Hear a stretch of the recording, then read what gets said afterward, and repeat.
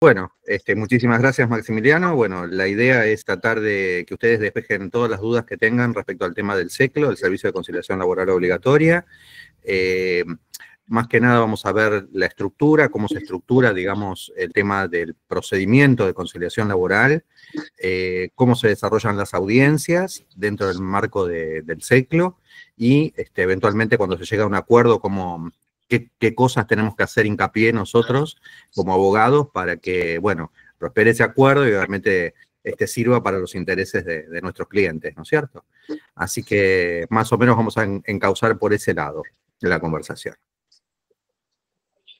Impecable. Ahí veo que hay más gente que se va uniendo.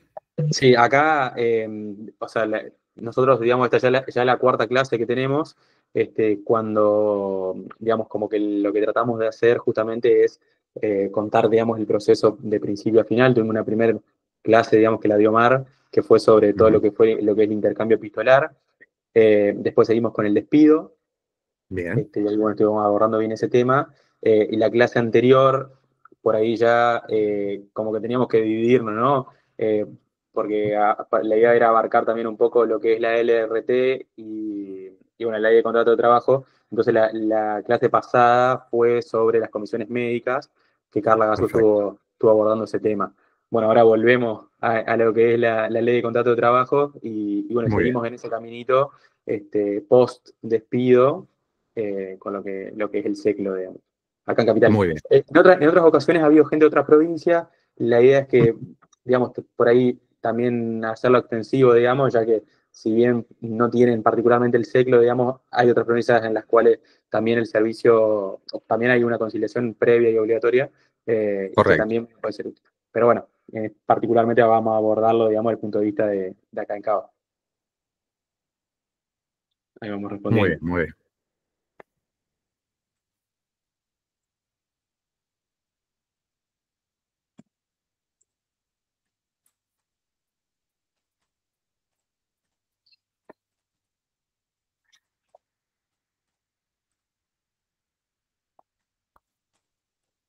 Gustavo, ¿querés contarnos algo, o sea, respecto a vos, digamos? ¿Sos Bueno, sí, profesor? sí, cómo no. Cómo no, cómo no. Bueno, en principio, bueno, ya podríamos ir comenzando, me parece. Ya estaríamos en condiciones de empezar. Bueno, mi nombre es Gustavo López Ariza, yo soy conciliador laboral. Me desempeño como conciliador desde que comenzó el SECLO, desde el 1 de septiembre de 1997. Así que este año voy a cumplir ya 28 años como conciliador laboral. Los conciliadores laborales, no sé si ustedes están al tanto, pero bueno, somos 180 en funciones que vamos trabajando, ¿no es cierto?, para tratar de que las partes lleguen a un avenimiento, a un acuerdo. Eso es fundamental para nosotros, obviamente. Y bueno, además de ser conciliador laboral, soy profesor en la Facultad de Derecho de la UBA, profesor a punto regular, donde, bueno, vemos la materia práctica profesional. De esa materia soy profesor a cargo y obviamente conmigo muchos alumnos se reciben de abogados, ¿no es cierto? Pero bueno, centrándonos en el tema de la conciliación laboral, que es el tema de la clase de hoy, bueno, más que nada, me gustaría empezar por definir qué entendemos nosotros por conciliación, a qué podemos llamarle conciliación y cómo diferenciamos a la conciliación de otros medios alternativos de resolución de conflictos, como pueden ser la mediación o el arbitraje. Bueno, y asimismo, bueno, quería agradecer también la invitación que me ha hecho tanto Maximiliano como Carla y el doctor Yacine para participar en estos talleres. Así que muchas gracias a los organizadores. Bueno, comenzando con el tema de... Maximiliano. No, agradecerte a vos por estar presente, digamos, y por, digamos, sumarte acá. Perdón, ya te dejo arrancar, digamos. Nada, nuestra idea siempre es, partimos, digamos, somos una agrupación, digamos, de gente jóvenes, que bueno, que tratamos, viste, de ir brindando, haciendo llegar herramientas más que nada a los nobles. De todas maneras, vamos también, esto, digamos, siempre es abierto a cualquiera, a todo aquel que se quiera sumar, pero bueno, justamente partió, digamos, con la idea de poder ir generando espacio, digamos, para que todo aquello aquellas personas, digamos, que se van recibiendo e insertándose en la profesión, también vayan contando con una herramienta, no solo teórica, sino también de contacto, se vayan haciendo relaciones y bueno, y la verdad que hemos llegado a muchas provincias de la agrupación y bueno, esto por ahí en otras clases, que por ahí se han abordado temas por ahí un poco más federales, como te decía hoy, hemos tenido la posibilidad también de llegar a otros lugares, de hoy también hay gente conectada de otros lugares, como te decía, y bueno, esa es un Perfecto. poco la idea y de ir generando estos lazos, digamos, entre colegas. Lo Muy dejo bien, seguir muy bien. tranquilo. Bueno, bueno, perfecto. Bueno, entonces vamos a arrancar con el tema de qué entendemos por conciliar, qué significa conciliar, ¿no es cierto? Bueno, conciliar lo que implica sería avenir entre intereses contrapuestos. Entre los intereses de una parte y de la otra, el conciliador lo que trata es de que las partes se acerquen y lleguen a un entendimiento. Vale decir, alcanzar una armonía entre dos personas que tienen posiciones diferentes. Y el término conciliación proviene del latín conciliatio, que significa composición de ánimos en disputa. La conciliación la podemos diferenciar de la mediación y del arbitraje, como decíamos, porque obviamente la mediación, el mediador lo que procura es que las mismas partes lleguen a la solución del conflicto que tienen entre ellas. O sea que trata de que las partes mismas lleguen a la solución de ese conflicto. Y bueno, el conciliador, a diferencia del mediador, lo que hace es no solamente que las partes traten de llegar a un acuerdo entre ellas, sino que además puede proponer fórmulas de acuerdo conciliatorios. Esto es una diferencia entre la conciliación y la mediación, donde el mediador no puede proponer fórmulas de acuerdo, sino que utiliza distintas técnicas para que las mismas partes puedan llegar a encontrar ellas el resultado de un acuerdo entre ellas. En cambio, en la conciliación, el conciliador lo que hace es proponer por él mismo fórmulas de acuerdo conciliatorio para tratar de que las partes puedan llegar a un entendimiento. En este caso, tanto en la conciliación como en la mediación, son métodos que son no adversariales porque obviamente no se busca, digamos, un conflicto entre las partes, sino que se procura que ellas mismas lleguen a la solución del conflicto, sino que, por ejemplo, en el caso del arbitraje, el árbitro, a diferencia del mediador o del conciliador, es el que toma la decisión. Vale decir, no son ya las mismas partes las que buscan la solución del conflicto, sino que en el caso del arbitraje es el árbitro el que decide por las partes. Cuando ellas no pueden llegar a una solución, el árbitro toma la decisión en lugar de ellas. Vale decir que el árbitro es algo así como, algunos utilizan la figura de juez privado, ¿no es cierto? O sea, es el que toma la decisión frente a las partes y las partes tienen que acatar. Lo mismo pasa obviamente en la instancia judicial, donde ya no son las partes las que llegan a un entendimiento, sino que es el juez el que toma la decisión a través de una sentencia. Entonces, bueno, este primer aspecto quería que les quede claro, digamos, de cómo diferenciar el tema de la mediación, de la conciliación y del arbitraje, ¿no es cierto? Son distintos mecanismos, medios alternativos de resolución de conflictos. Bueno, ahora vayamos a el tema del SECLO, que es en particular el que nos ocupa dentro del ámbito nacional. Por el momento tenemos el SECLO en el ámbito nacional. Hay distintos proyectos, ya que el SECLO ha funcionado muy bien durante todos estos años. Les decía que, bueno, hace 28 años que prácticamente, ahora en septiembre va a ser 28 años que está funcionando el SECLO, y como herramienta, como mecanismo, dado los éxitos y resultados que ha tenido el sistema, se ha empezado a difundir en otras provincias también. Es así que, por ejemplo, en la provincia de Mendoza también cuentan con un sistema de conciliación laboral, como tenemos nosotros acá a nivel nacional en Capital. Bueno, en la provincia de Mendoza también tienen su instancia de conciliación obligatoria, que se conoce como OCL, que es la Oficina de Conciliación Laboral. Próximamente también hay un proyecto para extender, digamos, la competencia y, bueno, que ya llegue, digamos, a la provincia de Buenos Aires, con una instancia también de conciliación previa a la instancia judicial.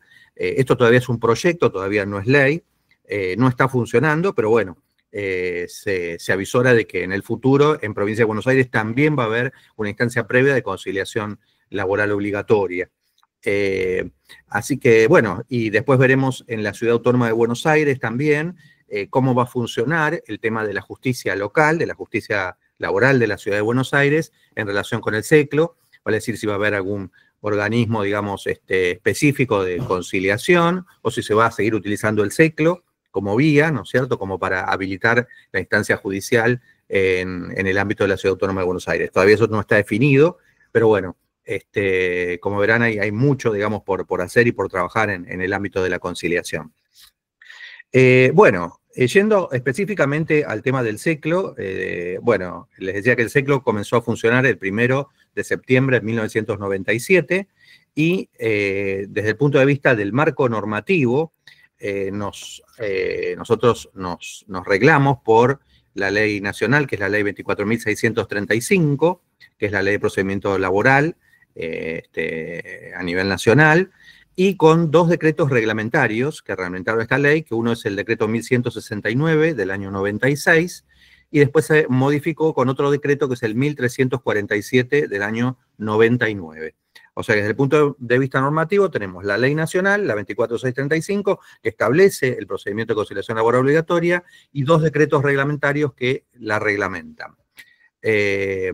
Digamos, en provincia de Mendoza está la ley 8.990, que es la ley por la cual se instaura este procedimiento de conciliación de la OCL en la provincia de Mendoza. Ahora bien, el SECLO durante el curso de todos estos años ha pasado por distintas alternativas, distintas instancias y, digamos, fue evolucionando, ¿no es cierto?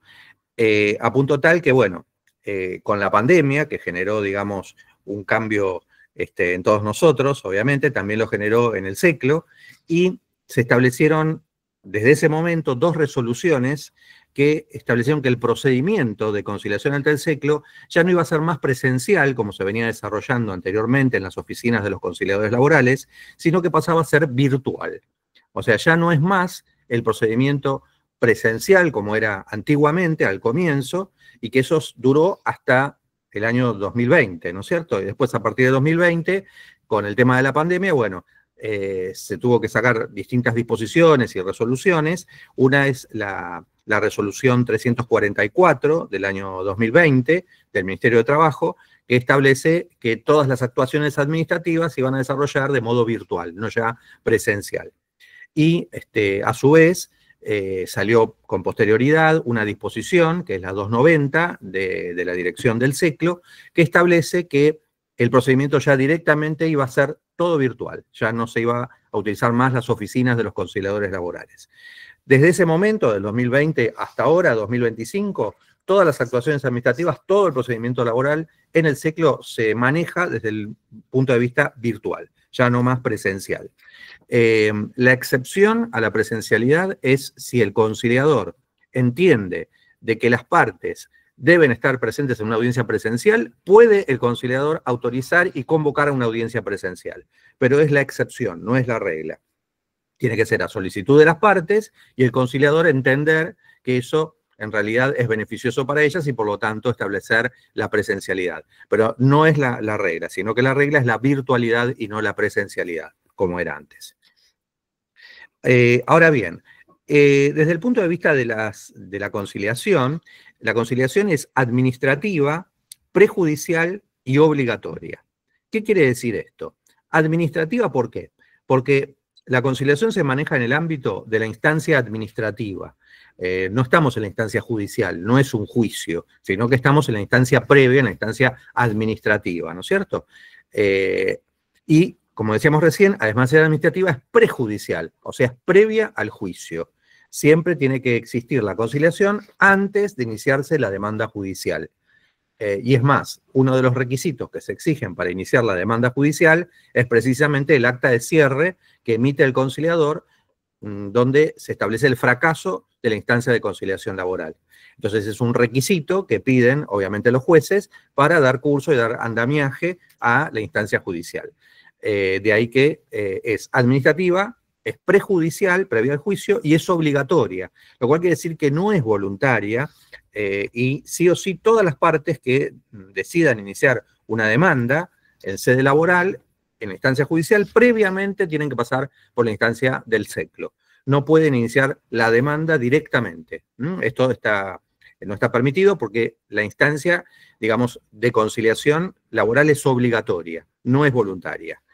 Yo soy defensor de esta postura, precisamente de que la conciliación sea obligatoria, porque esto facilita muchas veces que casos que en realidad no necesitan pasar por la instancia judicial se puedan resolver en la instancia administrativa previa.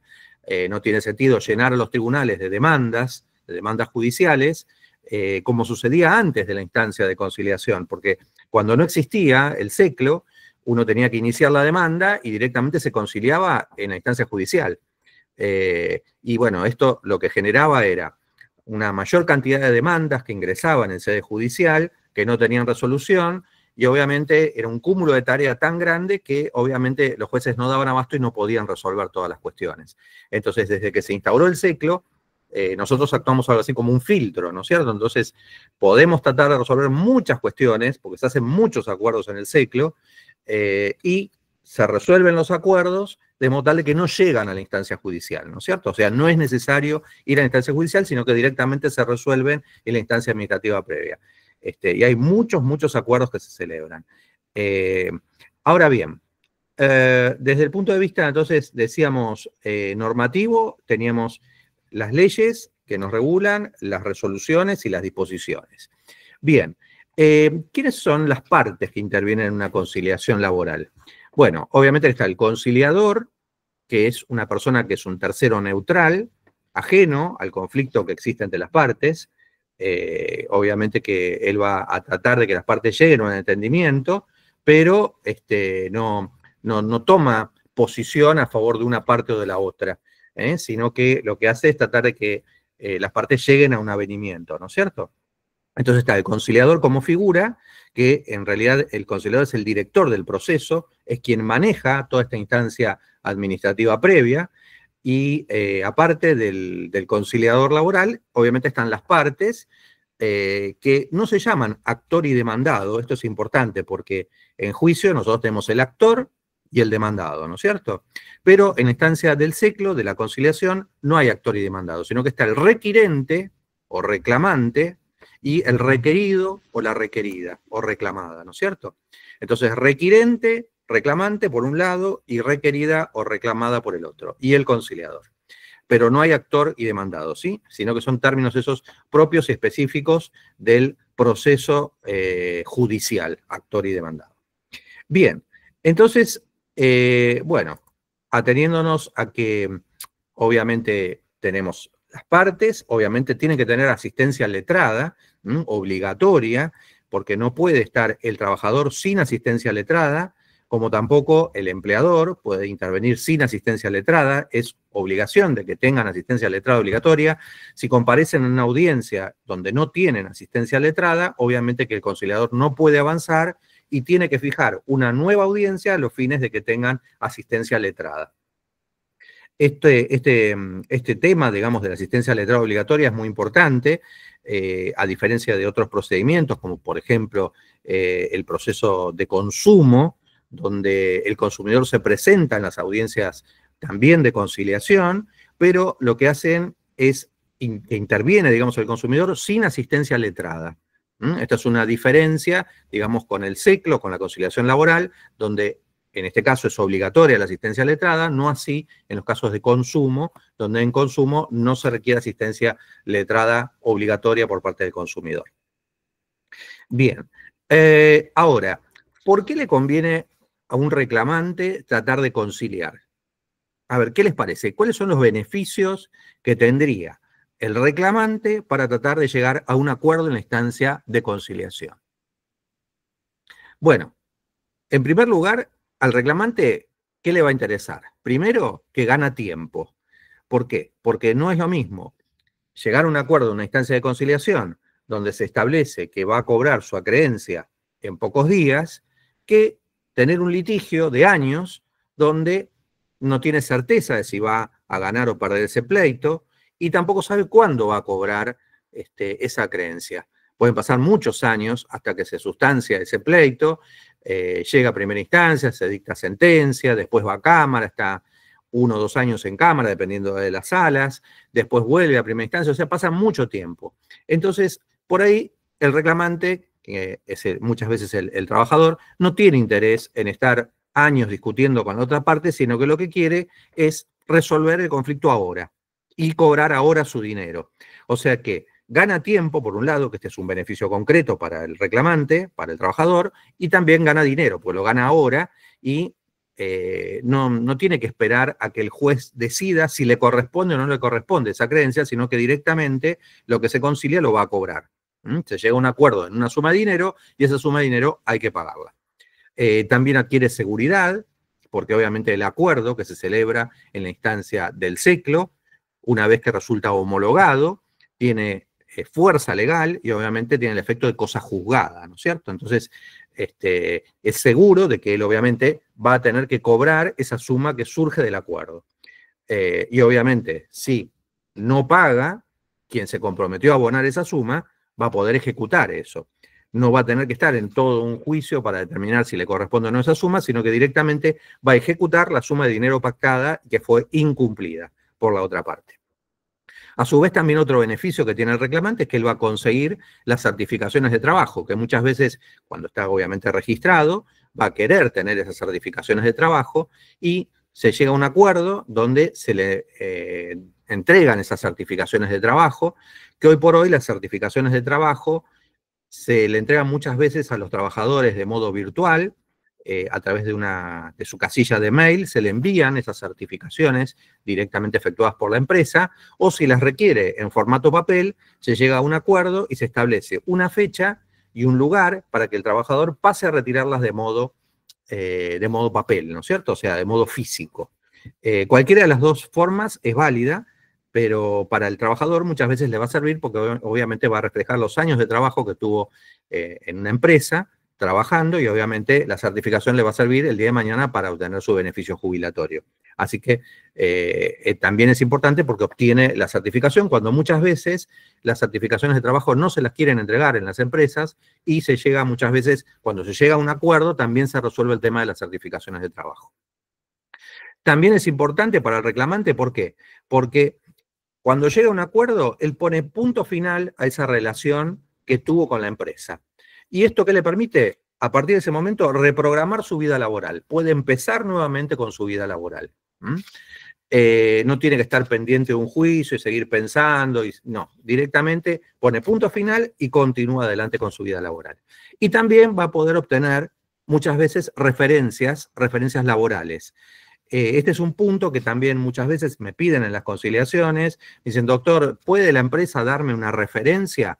Bueno, muchas veces las empresas no tienen ningún inconveniente y le otorgan al trabajador referencias laborales, por escrito inclusive, destacando que fue un buen trabajador, y esto obviamente le va a servir para un futuro laboral, ¿no es cierto? Disculpe que le hago Si una hablo pregunta. mucho, me paran, porque yo soy de hablar y no paro. Sí. Dígame, No sé si dígame, por favor. llevado a lo que son por ahí los beneficios del trabajador, pero si no, lo que quería preguntar es si hay algún tipo de estadística, digamos, de casos que entren en el SECLO, que se cierren con acuerdo y que otros vayan a juicio. Correcto. Mire, Maximiliano, le diría que de los casos que ingresan en el SECLO, aproximadamente el 40% se resuelve en la instancia administrativa. 40%. El 60% no queda resuelto y obviamente es lo que pasa en la instancia judicial, pero no pasa todo a la instancia judicial. Porque muchas veces, esto también es cierto, la gente intenta una conciliación laboral cuando en realidad sabe que si va a un juicio no va a poder obtener nada. Sabe que va a perder y en realidad dice, bueno, yo intento la conciliación y veo a ver qué pasa. Y si en la conciliación concilio y me ofrecen algo y a mí me sirve, lo acepto, porque sé que llevo las de perder en la instancia judicial.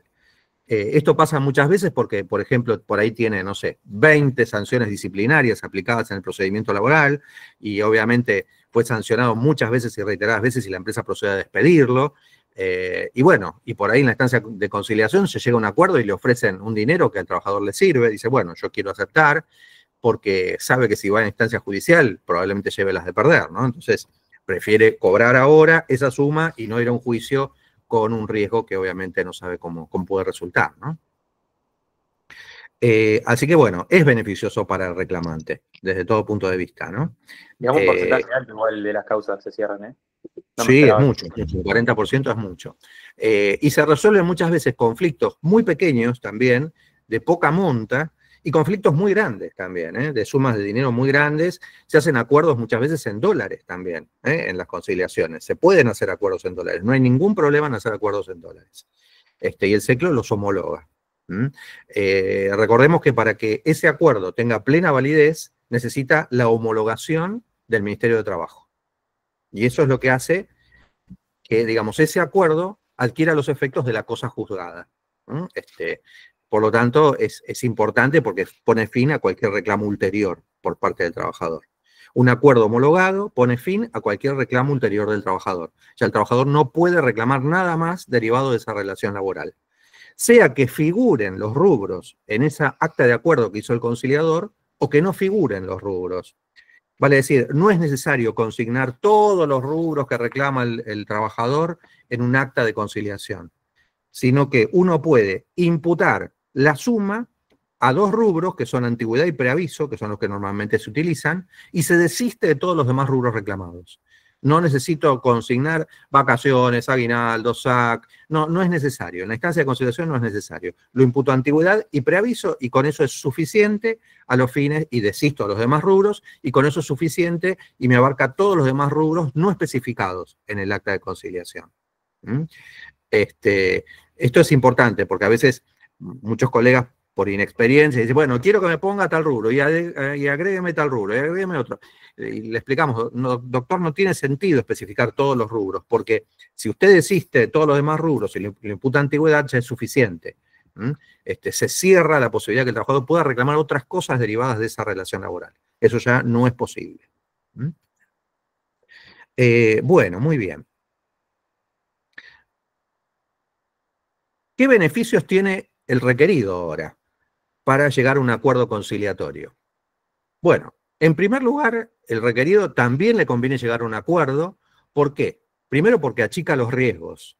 O sea, ir a una instancia judicial, en realidad, en general sabe el empleador que, por norma general, lleva las de perder, ¿no es cierto? O sea, en general, siempre es a favor del trabajador y en contra de la empresa, en líneas generales. Entonces, el empleador dice, bueno, yo no me quiero someter a una demanda judicial donde después, con la sentencia, me aplican unos intereses bárbaros que con el transcurso del tiempo se transforman en una bola de nieve, ¿sí? O sea, es enorme la cantidad de capital y de intereses que tengo que abonar, y yo no quiero llegar a eso, pagar esas sumas extraordinarias de dinero. Yo prefiero conciliar ahora.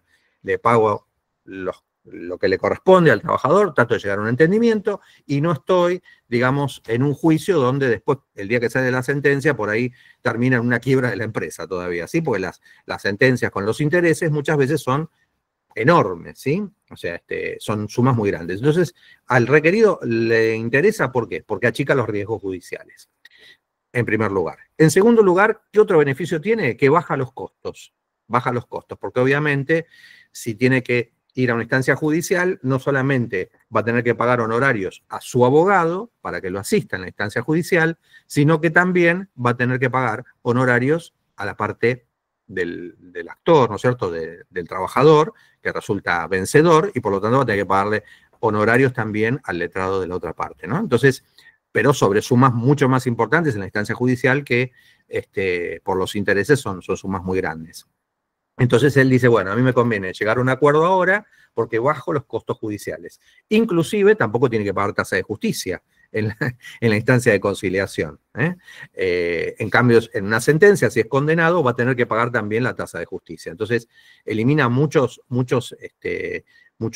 honorarios, inclusive de los peritos. Bueno, le conviene desde ese punto de vista porque baja los costos.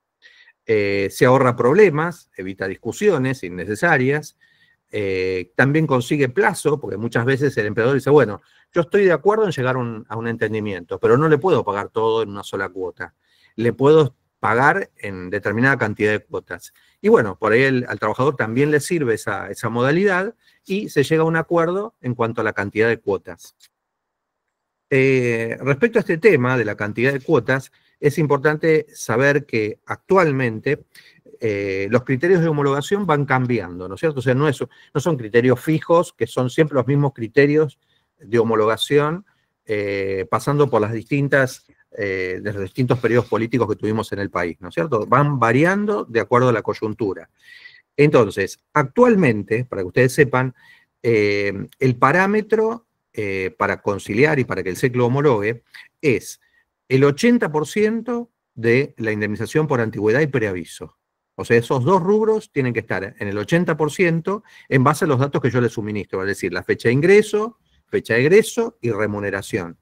Con esos datos, yo hago el cálculo y tengo que estar en un 80% para que el SEC lo me homologue, de antigüedad y de preaviso. Y respecto a las cuotas, el criterio actual es que no puede superar las 6 cuotas. 6 cuotas. Hasta 6 cuotas el ministerio homologa. Superando las 6 cuotas ya el ministerio no homologa. Entonces, si viene un empleado y dice, bueno, yo le quiero pagar en 12 cuotas. Bueno, yo como conciliador le tengo que decir, mire, lamentablemente el ministerio no se lo va a homologar porque homologan hasta 6 cuotas, no homologan más allá de las 6 cuotas. Así que va a tener que tratar de achicar la cantidad de cuotas que usted pretende, pero obviamente se puede hacer en cuotas. No hay ningún obstáculo y ningún problema en hacer un acuerdo en cuotas, que de hecho se hacen a diario, ¿no es cierto? Bueno, después, ¿qué otro beneficio tiene el requerido? Que no necesita molestar a los testigos, porque en la instancia judicial va a tener que ir con los testigos y declarar, hace perder tiempo a los empleados y los hace ir a juicio.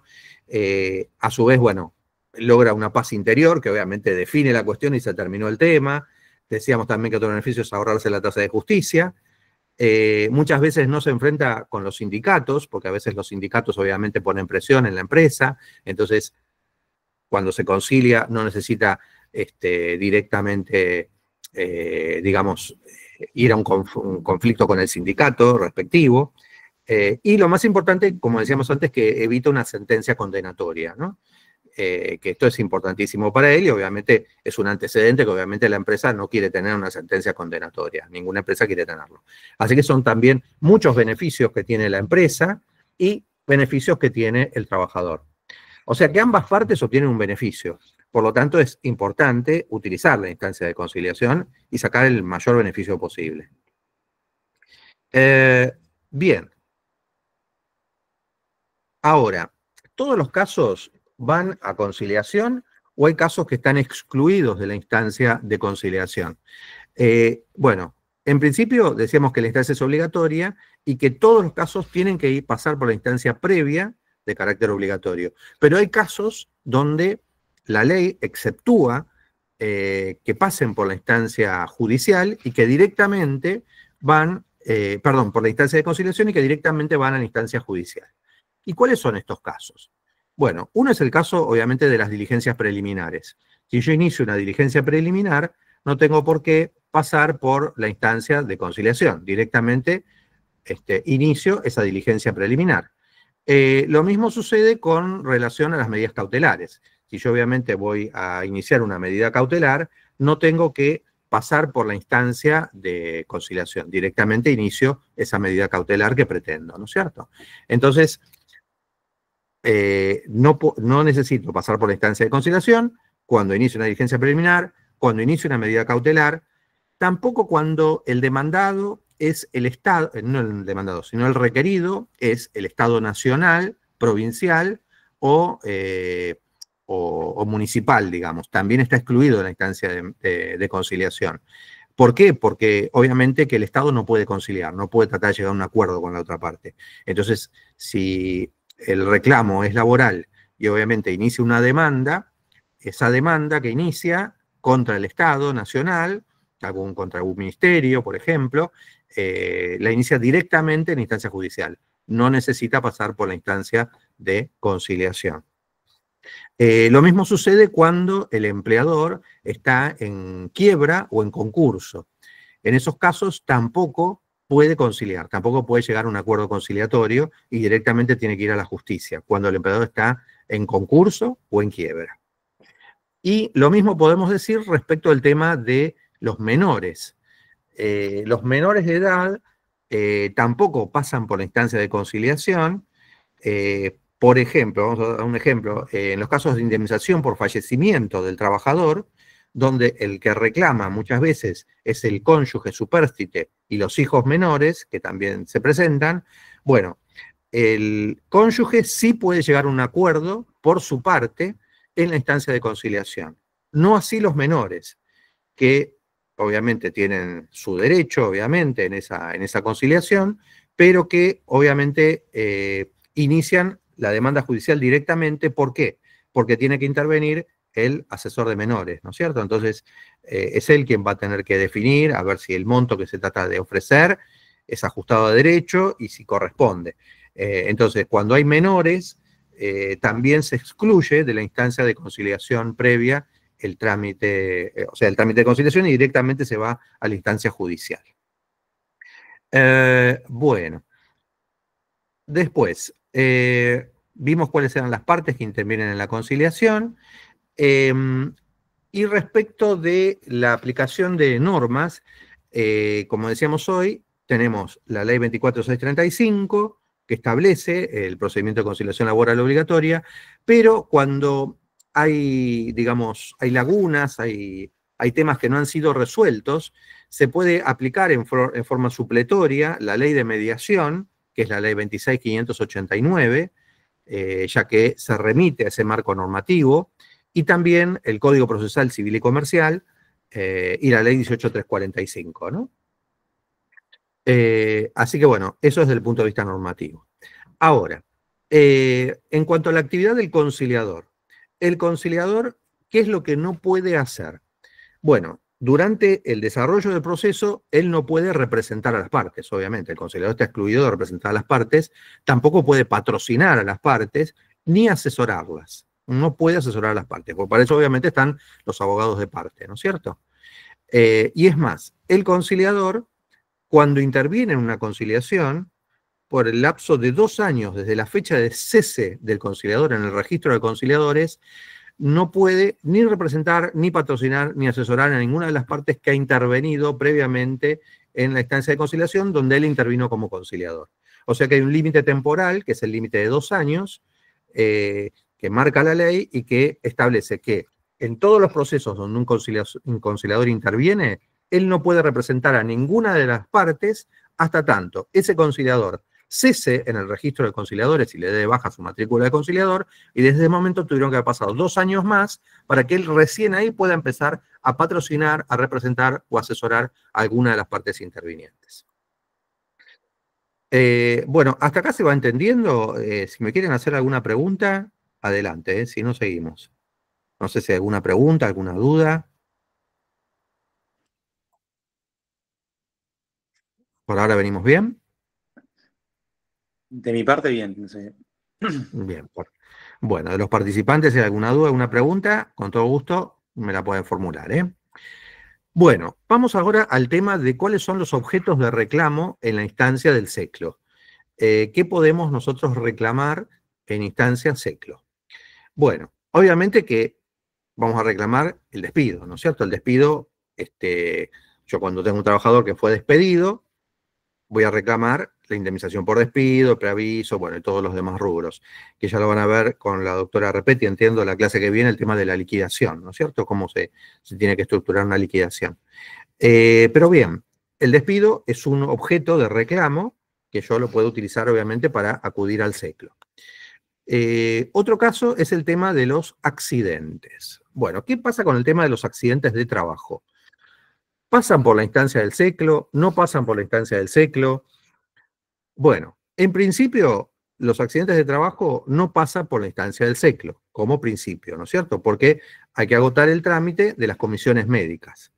Entonces, en ese caso, obviamente que la persona que sufre un accidente de trabajo o una enfermedad profesional tiene que ir a la instancia de comisión médica para tratar de canalizar su reclamo por esa vía. No puede pasar por la instancia del SECLO. Antiguamente los conciliadores interveníamos en el tema de los accidentes de trabajo y enfermedades profesionales, pero después con una normativa que salió, nos digamos, nos quitaron el tema de los accidentes y enfermedades de trabajo que nosotros hacíamos acuerdo con los ART y pasó a la órbita de las comisiones médicas. O sea que en principio no podemos intervenir los conciliadores, está expresamente prohibido, ¿no es cierto?, que los conciliadores podamos hacer un acuerdo en instancia de SECLO relativo a un accidente o una enfermedad profesional. No se puede, prohibido. Pero hay una excepción a esto, que es cuando el empleador no tiene registrado a ese trabajador y no cuenta con una RT. Vale decir que cuando no lo tiene registrado, ahí sí el empleador va a tener que asumir todo lo que deriva de ese accidente o de esa enfermedad profesional. Y ahí sí podemos actuar y podemos hacer acuerdos, cuando no está registrado. Cuando el trabajador carece de RT, no tiene RT, la empresa no tiene su RT y no está registrado, por lo tanto, si ocurre un accidente o una enfermedad, ahí nosotros sí somos competentes, porque obviamente el único que tiene que responder ahí, ¿quién va a ser? La empresa. La empresa va a tener que responder. Entonces ahí sí pasa por la instancia del SECLO. Podemos hacer acuerdos y el SECLO los homologa, obviamente. ¿Qué se va a requerir de documentación? Obviamente, un informe médico. Necesitamos obviamente un informe médico para determinar cuáles son las lesiones que sufrió ese trabajador y qué porcentaje de incapacidad le quedó a raíz de ese siniestro. Entonces, en base a ese informe médico, nosotros vamos a hacer la fórmula de la ley de riesgo de trabajo, obviamente, y en base a esa fórmula, ese va a ser el parámetro que va a utilizar el SECLO para homologar o no homologar un acuerdo conciliatorio, en lo que tiene que ver con accidentes, ¿no? Muy bien. Bien, intervenimos también en los casos de cobro de salarios. Muchas veces se le aplica una suspensión al trabajador por X días y obviamente el trabajador no está de acuerdo con esa suspensión aplicada por la empresa, donde no se le abona el salario por esos días de suspensión y acude al SECLO a los fines de reclamar esos salarios que obviamente le fueron descontados, para él va a ser injustamente, obviamente, y que la empresa le descontó de su recibo de haberes y reclama esos salarios que no le fueron pagados. O también puede suceder que hace meses que no está cobrando, no quiere perder el empleo, por lo tanto llega a un acuerdo respecto a los salarios que están pendientes de pago. Muy bien. Después tenemos otro rubro, que es el tema de la consignación.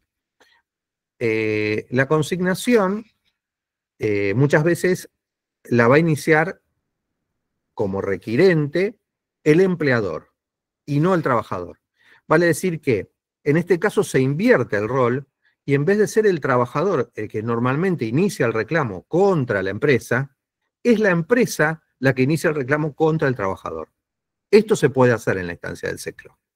Y esto sucede muchas veces cuando la empresa dice, doctor, quiero pagarle la liquidación final y entregarle los certificados de trabajo al trabajador, pero no los quiere recibir. ¿Podemos ir al SECLO? La respuesta es sí, pueden venir al SECLO directamente y tratar de llegar a un acuerdo con la otra parte. Muchas veces pasa eso, después se presenta al trabajador y el trabajador muchas veces reconviene respecto a la liquidación que se le pretende abonar y negocian cuál es el monto de esa indemnización que le corresponde. Pero en este caso, insisto, se da vuelta y es el empleador el que inicia el reclamo contra el trabajador por consignación de la liquidación final y de los certificados de trabajo. Perdón, le hago una pregunta al que hacen acá en el grupo. Dice, si ese informe se presenta directamente en el SECLO. El informe, perdón, ¿qué informe sería? Entiendo, a ver, Sonia.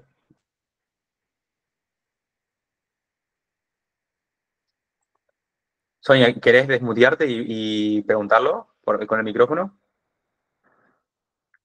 Ah, el de accidente, perfecto. Sí, ahí puso de accidente. Bien, entonces, para responderle a Sonia, cuando se hace un acuerdo por un accidente, ese informe se tiene que elevar al conciliador y el conciliador lo va a elevar al SECLO junto con el acuerdo. O sea, cuando se llega a un acuerdo, voy a necesitar yo como conciliador, para poder instrumentar ese acuerdo, el informe firmado por un médico, obviamente, ¿no? Un médico que es un médico legista, obviamente, que va a determinar qué tipo de lesiones sufrió y el grado de incapacidad. Pero ese informe se le presenta al conciliador y el conciliador lo eleva en el mismo expediente administrativo lo eleva al SECLO, para que obviamente el SECLO tenga un elemento, una prueba de cuál es el grado de incapacidad que experimentó ese trabajador y ver a ver si ese acuerdo que alcanzaron las partes es homologable o no es homologable. No sé si con esto la respondía Sonia.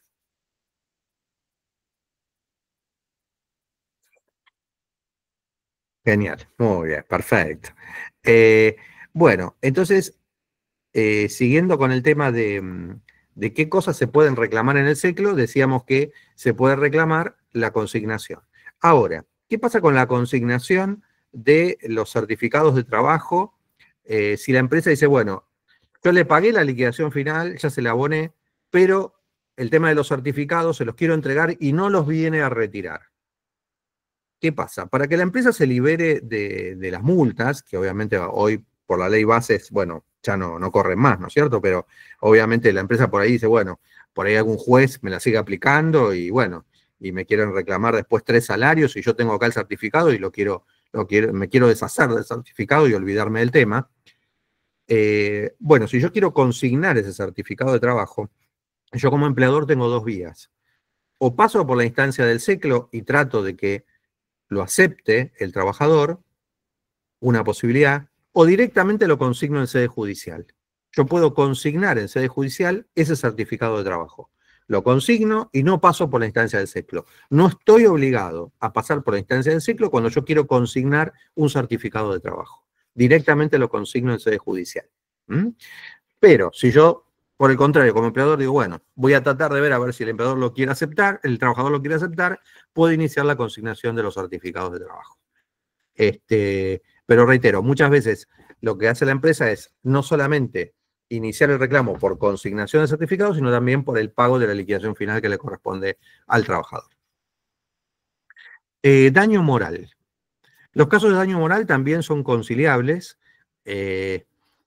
Yo normalmente siempre cuento que, bueno, he visto muchísimos casos, obviamente, ¿no? En la instancia de conciliación, pero un caso que siempre me llamó la atención fue el caso de un trabajador que obviamente, bueno, laboraba en una empresa de servicios, una estación de servicios, eh, y bueno, y utilizaba, digamos, la fosa de la estación de servicios con una compañera de trabajo en horas de trabajo para tener relaciones. La fosa. Fue descubierto por el empleador en esas circunstancias y obviamente, ¿qué pasó? Le mandó un telegrama, obviamente una carta documento despidiéndolo con justa causa, porque obviamente en las instalaciones no podía hacer eso, procede al despido de ese trabajador. Esa comunicación se la envía al domicilio, al trabajador, y no la recibe el trabajador, sino que la recibe la esposa del trabajador, donde recibe la carta documento y ahí ve lo que había pasado. Obviamente eso desencadenó otro problema posterior, digamos, entre el trabajador y la esposa, obviamente, que devino un divorcio, y obviamente él responsabilizaba a la empresa por daño moral, porque decía que obviamente la empresa se había excedido en el ámbito de su competencia. Y eso cayó en la instancia de conciliación, donde se reclamaba la indemnización por daño moral. Obviamente que, bueno, las posturas eran muy definidas, el trabajador insistía en que le correspondía una indemnización por daño moral, la empresa no estaba dispuesta a abonarla y lamentablemente no hubo una posibilidad de acuerdo en ese caso. Así que bueno, lo cuento porque obviamente hay muchos casos de daño moral, pero este fue un caso que a mí me llamó mucho la atención, ¿no? Se puede saber la suma, y la suma era una suma importante que reclamaba, porque era, digamos, el daño moral, él lo cuantificaba, digamos, teniendo en cuenta su salario, tomaba en cuenta, por ejemplo, 13 salarios más, pero aparte decía que era un daño extrapatrimonial, obviamente, que estaba fuera de la tarifa legal y por lo tanto la suma era mucho más importante, ¿no?, que esos 12 o 13 sueldos. No recuerdo ahora el monto exacto, pero era una suma importante. Pero lamentablemente no hubo posibilidad de llegar a un acuerdo en la instancia de conciliación. Y bueno, y otra cosa también que voy recordando es una trabajadora que también sufría de un tema, de una enfermedad incurable, obviamente, y bueno, necesitaba sí o sí tratar de llegar a un acuerdo con la empresa para poder disponer de ese dinero y utilizarlo para la cuestión médica que ella estaba atravesando en ese momento. Estaba con tratamientos de quimioterapia y cáncer, y obviamente no sabía cuánto iba a durar. Y bueno, en ese caso la trabajadora negoció, obviamente con su abogado y con la otra parte, se llegó a un entendimiento entre las partes, y la trabajadora estaba sumamente agradecida de haber llegado a un entendimiento. O sea, les digo que la tarea de conciliador es muy gratificante muchas veces, porque obviamente uno ayuda a la gente, ¿no es cierto? Entonces trata de que lleguen a un entendimiento. Y bueno, la señora esta vivía en San Pedro, provincia de Buenos Aires, era una audiencia que en ese momento había sido presencial, y al momento del cobro, que el cobro se hacía en ese momento en los estudios de los conciliadores, cuando le abonaron, en reconocimiento vino con un cajón de naranjas de San Pedro para agradecerme la intervención mía en la conciliación. Así que les comento que es muy gratificante también, ¿no? Porque ayudamos a la gente en este sentido, ¿no? Y bueno, y la señora estaba contenta porque obviamente podía obtener su dinero y no tenía que esperar un juicio que obviamente no sabía si iba a poder disfrutarlo el día de mañana. Bueno, volviendo al tema. Daño moral, entonces dijimos que se puede reclamar. Se puede reclamar desalojo también. ¿En qué casos les parece que se puede reclamar el tema del desalojo? Y bueno, fundamentalmente cuando, por ejemplo, se trata de un empleado de casas particulares, encargado de renta y propiedad horizontal, ¿no es cierto? No casas particulares, perdón. Empleado de casa de renta y propiedad horizontal, donde es el encargado del edificio, y obviamente muchas veces tiene que se le asigna, digamos, la vivienda a ese encargado de edificio que vive ahí, y al momento de producirse el distracto, obviamente que tiene que desocupar ese inmueble que el consorcio le dio para que él estuviera en ese lugar, y por lo tanto se puede iniciar una acción por desalojo. Y el desalojo también tramita en instancia de conciliación, ¿no? Para tratar de llegar a un acuerdo. Casos de diferencias de salarios también son susceptibles de pasar por la instancia de conciliación. ¿Cuándo podemos reclamar diferencias salariales? Y bueno, puede haber distintos motivos. Uno de ellos es, por ejemplo, cuando el trabajador se le abona un salario inferior al establecido en el convenio colectivo de trabajo. Vale decir que el convenio establece por la categoría que tiene ese trabajador una suma X de dinero, y el trabajador está percibiendo una suma inferior a lo que establece el convenio. Entonces esa diferencia salarial se puede reclamar en la instancia de conciliación, ¿sí? Para tratar de llegar a un acuerdo.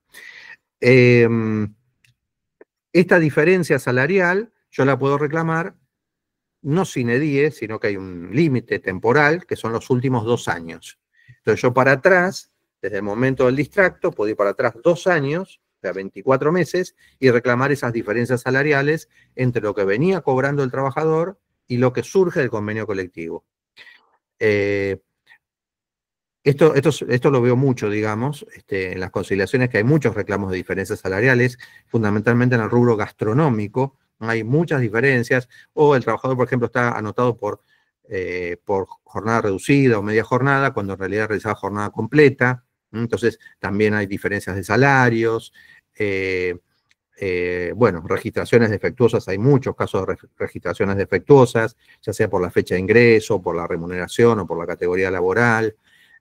Así que bueno, hay muchos reclamos por diferencias salariales o por el no pago de horas extras también, que muchas veces las horas extras también las labora el trabajador y después no se le abonan. Entonces puede reclamarlas a través de la instancia de conciliación.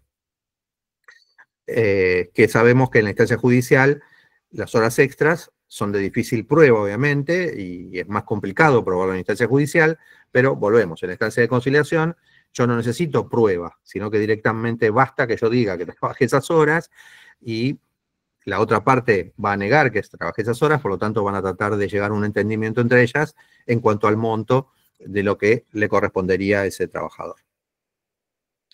Bien. Tenemos el caso también de la indemnización por fallecimiento del empleador, el artículo 249 de la Ley de Contrato de Trabajo. Cuando fallece el empleador, en ese caso le corresponde al trabajador, por el 249, un 50% de la indemnización establecida en el 245, ¿sí? Entonces, en los casos de fallecimiento del empleador, lo que hay que probar es precisamente el fallecimiento del empleador, que se va a probar con obviamente el certificado de función de ese empleador. Esto sí es una persona obviamente humana, ¿no? Una persona física.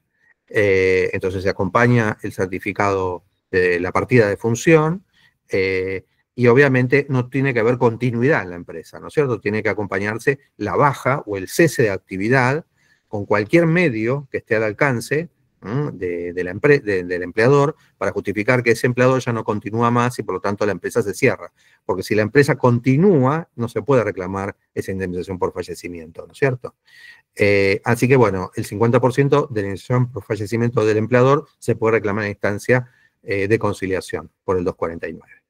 Y lo mismo la indemnización por fallecimiento del trabajador, donde acá por el 248 se van a presentar los derechohabientes del trabajador, que como decíamos hace un ratito, los menores no pueden reclamar en el SECLO, sí lo pueden hacer, digamos, las personas que tienen vínculo, como puede ser el cónyuge del trabajador, o también el conviviente o la conviviente, que va a necesitar probar ese estado de convivencia con un certificado que acredite que fue conviviente del trabajador.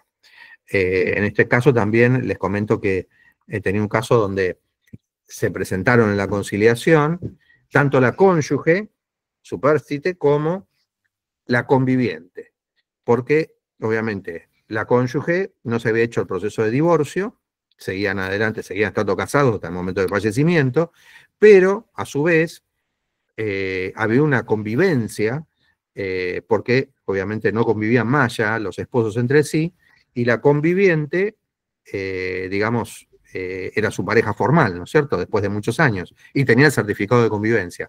Entonces las dos se presentaron en la instancia de conciliación con la empresa. ¿Y cómo llegamos a un entendimiento en ese caso? Bueno, la indemnización por fallecimiento del trabajador que le correspondía, hicimos 50% para cada uno, ¿no? Vale decir, 50% para la conviviente y 50% para la cónyuge supérstite. Se llegó a un acuerdo, las dos conformes, y se evitó de ir a una instancia judicial. Directamente se agotó en la instancia administrativa previa. Muy bien. Después, la indemnización por enfermedad del artículo 212. ¿Se puede reclamar en la instancia de conciliación? Sí, se puede reclamar, no hay inconveniente en esto. Bueno, ¿cómo es el tema de la indemnización por enfermedad del 212? Cuando, digamos, se establece que, por el cuarto párrafo, que el trabajador presenta una incapacidad que supera el 66,66%, que sería ya una incapacidad absoluta, necesitamos un informe, obviamente, como siempre, de un médico legista que establezca esto, o de la comisión médica, si pasó por la instancia de comisiones médicas, obviamente, porque el trabajador va a querer reclamar, obviamente, esta indemnización del 212 párrafo cuarto, que equivale al 245, ¿no es cierto?, al 245 íntegro. Entonces, esto pasa también por la instancia de conciliación laboral, el 212 cuarto párrafo. Y se puede hacer un acuerdo y se homologa también en la medida que obviamente se respeten los números, ¿no es cierto? Los números que le corresponden a ese trabajador que resultó con una enfermedad profesional. También intervenimos en los casos de jubilaciones del trabajador jubilado, del artículo 252. En este caso, digamos, cuando hay un trabajador que venía trabajando, tuvo, por ejemplo, 20 o 30 años de servicios en la empresa y después obtuvo el beneficio jubilatorio, y la empresa, como era un muy buen trabajador, decide continuar con la prestación de servicios que brinda este trabajador. En ese caso también, ¿qué pasa con el tema de la antigüedad? Vale decir, se toma en cuenta la antigüedad desde el inicio de la relación laboral, desde que él comenzó, siendo que obtuvo un beneficio jubilatorio, o por el contrario, la antigüedad empieza a correr nuevamente desde la fecha en que se produjo el beneficio jubilatorio, se le dio de alta, y desde ahí para adelante, si el trabajador continúa laborando, continúa la antigüedad. Bueno, antes se discutía este tema, después salió el fallo plenario Couto de Capa, donde establecía que el trabajador únicamente podía reclamar la antigüedad posterior a la jubilación, a la fecha de jubilación, a la alta jubilación que fue obtenida, y perdía todos los años de antigüedad anteriores, y esto también fue después receptado en la Ley de Contrato de Trabajo por un artículo que modifica esa cuestión y que establece precisamente esto, que el trabajador, digamos, que laboró en una empresa durante años y que no quiere, digamos, y que continuó trabajando después a posteriori con el beneficio jubilatorio, lo que le va a suceder a ese trabajador es precisamente que no puede reclamar la antigüedad que ya obviamente la pierde. Así que, bueno, esto también es importante porque hemos tenido casos, yo he tenido casos también de trabajadores que han obtenido el beneficio jubilatorio y que después pretenden reclamar la totalidad cuando no le corresponde, ¿no? Entonces hay que explicarle muchas veces, y a veces hay que explicarle a los colegas, a los abogados, lo cual a veces es mucho más complicado porque por ahí el colega piensa de que él tiene razón y que no puede reclamar, él piensa que puede reclamar la totalidad de la antigüedad previa, cuando en realidad toda esa antigüedad se pierde, ¿no es cierto? Y no la puede reclamar. Esto hay que actuar con mucho tacto, obviamente, para en una, digamos, en una audiencia privada, con obviamente, el letrado, para tratar de explicarle que no tiene derecho a reclamar la indemnización por antigüedad desde el inicio. Sin que, obviamente, su cliente se entere, ¿no?, de este tema. Hay que manejarlo con mucho tacto y prudencia. Bueno, intervenimos los conciliadores también en cuestiones derivadas de la ley 2250, la ley de la construcción. En este caso es importante señalar que, bueno, obviamente cuando se trata de la ley 2250, el trabajador no puede reclamar la indemnización por despido de la LST, sino que lo que tiene que reclamar es el fondo de cese laboral.